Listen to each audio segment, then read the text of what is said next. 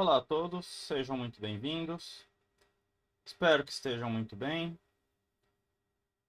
Hoje a ideia é finalizar, por assim dizer, essa parte de ácidos e bases. E eu digo por assim dizer porque vocês ainda vão ouvir muito falar sobre ácidos e bases no estudo de química. Elas sempre vão aparecer em algum lugar.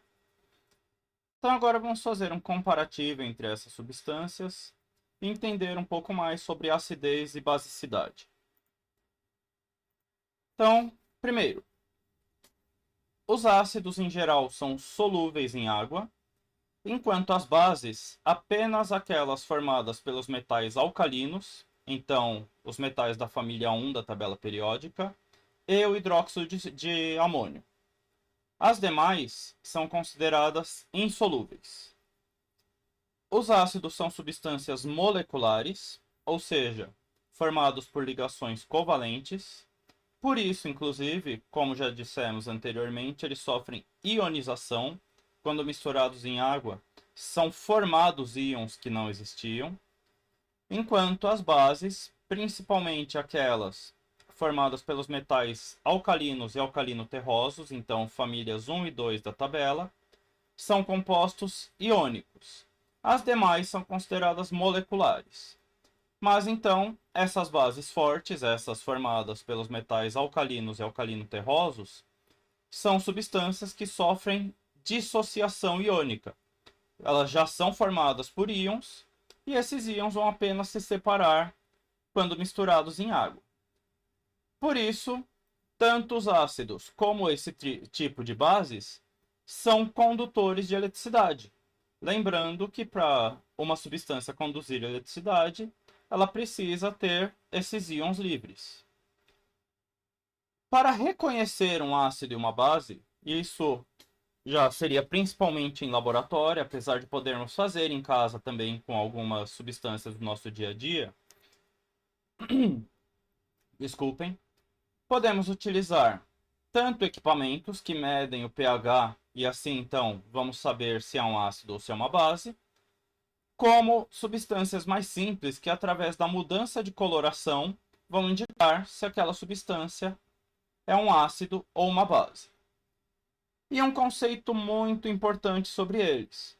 Quando ácidos e bases se misturam, é formada uma reação de neutralização. Então, ácido e base, quando, inclusive já foi dito anteriormente, nós podemos dizer que são substâncias contrárias umas às outras. Elas vão se neutralizar. E essa reação, esse tipo de reação, sempre produz um sal e água. Obviamente, esse sal vai depender do tipo de ácido e de base que participam da reação. Quais são esses reagentes? Veremos melhor isso quando falar dos sais e das reações químicas.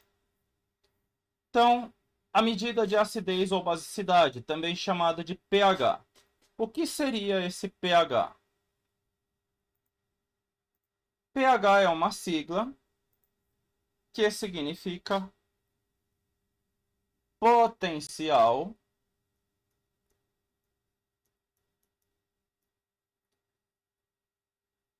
hidrogeniônico.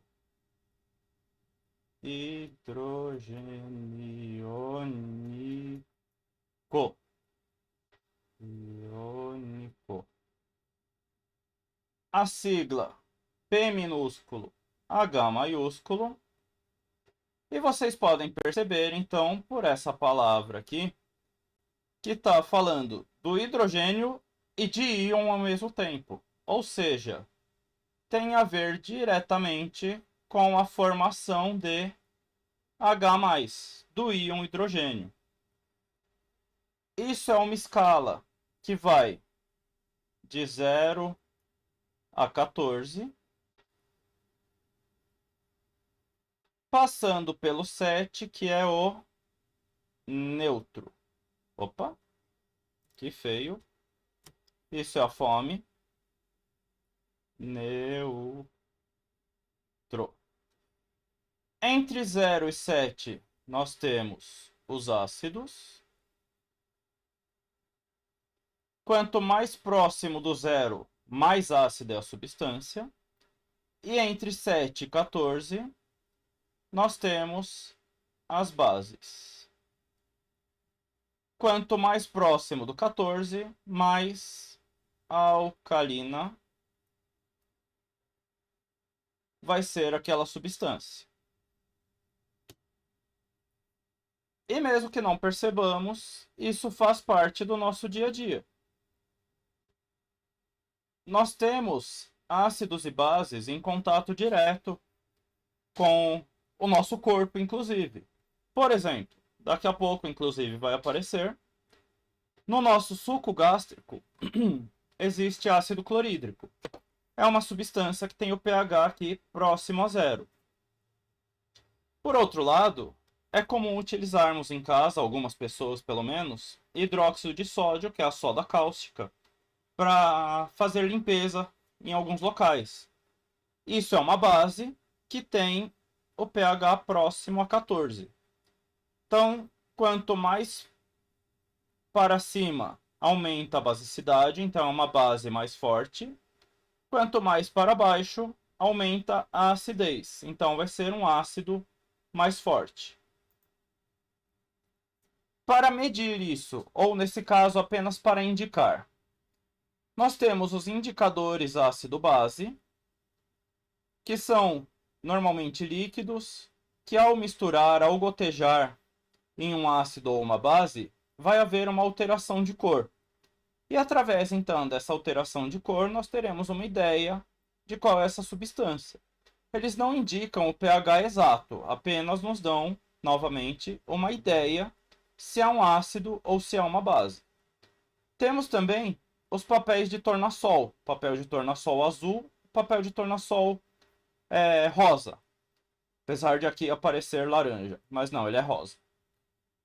O papel de tornassol azul, quando em contato com um ácido, então nesse caso o ácido do limão, ele se torna rosa. Enquanto o papel de tornassol rosa, quando em contato com uma base, nesse caso um sabão alcalino, ele se torna azul. E aqui eu tenho então para mostrar para vocês algumas substâncias do nosso dia a dia e qual o seu pH, o quanto elas são ácidas ou alcalinas. Começando das alcalinas, da mais forte de todas, novamente o hidróxido de sódio, a soda cáustica. Depois nós temos água de cal, que é aquela cal misturada em água, que muitas vezes é utilizada para pintura. Inclusive, normalmente, nós vemos isso em pintura pública, aquelas faixas brancas na calçada ou em postes. Essa substância tem o pH entre 12 e 13, então é um pH bastante alcalino. Temos alguns cremes dentais alcalinos que têm o pH entre 9 e 10. Solução de bicarbonato de sódio, que tem o pH próximo a 8. E isso é muito interessante para nós, porque essa substância muitas vezes é utilizada como antiácido.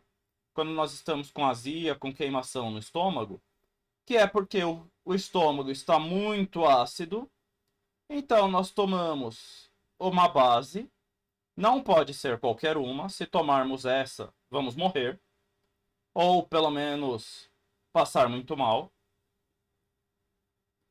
Mas então, tomamos uma base, uma substância alcalina, outra muito comum é o hidróxido de magnésio, que é conhecido popularmente como leite de magnésio, e essa substância vai então neutralizar, vejam aqui a reação de neutralização que eu falei anteriormente, vai neutralizar pelo menos uma parte desse ácido, e aí então acaba aquela sensação ruim que temos nesses momentos.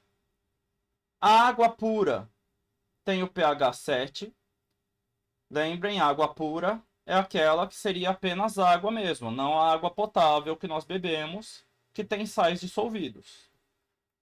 Água gaseificada, muitas vezes utilizada como refrigerante. É um ácido relativamente fraco, tem o pH desculpem, entre 4 e 5. O vinagre utilizado nas saladas ou como tempero em outros lugares, entre 3 e 4. Suco de limão entre 2 e 3. O nosso suco gástrico em torno de 1. E aqui falando da mistura toda. E só o ácido clorídrico, que faz parte do suco gástrico, tem o pH em torno de 0. Então é uma substância bastante ácida. E essas substâncias estão mais presentes do que nós percebemos. Nessa situação, nós temos aqui essa flor chamada de hortênsia, que muda de cor de acordo com o pH do solo. Quando o solo está ácido, essa flor fica azul.